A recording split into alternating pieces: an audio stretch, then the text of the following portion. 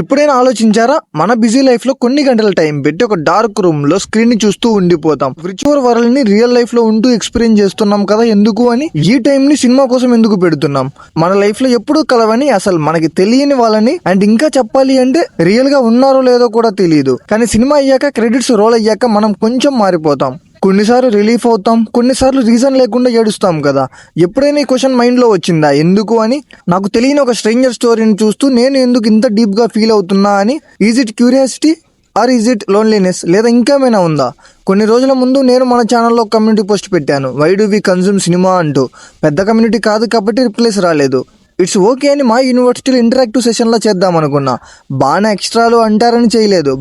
But ఈ వీడియోకి 100 likes are 25 comments వస్తే పక్కా అలా ఒక వీడియో పెడతా. నాకు తెలిసిన వాళ్ళు మాత్రం ఆల్మోస్ట్ అందరూ సేమ్ ఆన్సర్ ఇచ్చారు. మీకు కూడా ఇదే ఉంటుంది అనుకుంటున్నా. సినిమా నాకు రియాలిటీ నుండి బయటకు తెస్తుంది, సినిమా చూస్తే బిజీ లైఫ్ నుండి కొంచెం రిలీఫ్ వస్తుంది అంటూ చెప్పారు. వినడానికి చాలా లాజికల్గా ఉంటుంది కదా, కానీ నిజం చెప్పాలి అంటే అది కంప్లీట్ ట్రూత్ కాదు. సినిమా నిజంగా ఎస్కేప్ మాత్రమే అయితే మనం సాడ్ మూవీస్ ఎందుకు చూస్తాం? ట్రాజడీస్ ఎందుకు మనకు నచ్చుతున్నాయి? హార్ట్ బ్రేక్ స్టోరీస్ ఎందుకు మనం మర్చిపోలేకపోతున్నాం? రియాలిటీ నుండి ఎస్కేప్ అవ్వాలి అంటే మనం హ్యాపీ ఎండింగ్స్ మాత్రమే చూడాలి కదా. కంఫర్ట్ జోన్లో ఉండే స్టోరీస్ చూస్తే సరిపోతుంది కదా.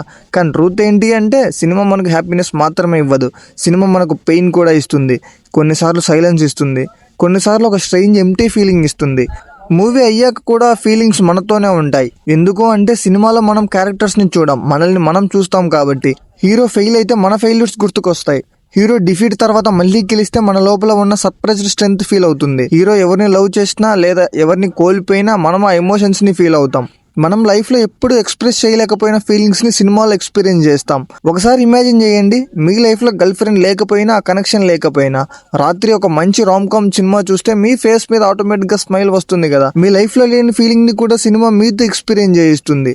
అందుకే సినిమా ఒక విండో కాదు, సినిమా ఒక మిర్రర్. అందుకే కొన్ని ఫిక్షనల్ స్టోరీస్ కూడా రియల్ లైఫ్ కన్నా రియల్గా అనిపిస్తాయి. ఇంకొక ట్రూత్ చెప్పాలి అంటే సినిమా మన లోన్లీనెస్కి కూడా ఒక ఆన్సర్. రియల్ లైఫ్లో మనం ఎప్పుడు స్ట్రాంగ్గా ఉండలేం, ప్రతి పెయిన్ని షేర్ చేసుకోలేం, ప్రతి క్వశ్చన్ అడగడం కూడా పాసిబుల్ కాదు. కొన్ని ఎమోషన్స్ని ఫీల్ అవ్వడానికి మనమే పర్మిషన్స్ ఇవ్వం, కానీ సినిమా ఇవన్నీ మన కోసం చేస్తుంది.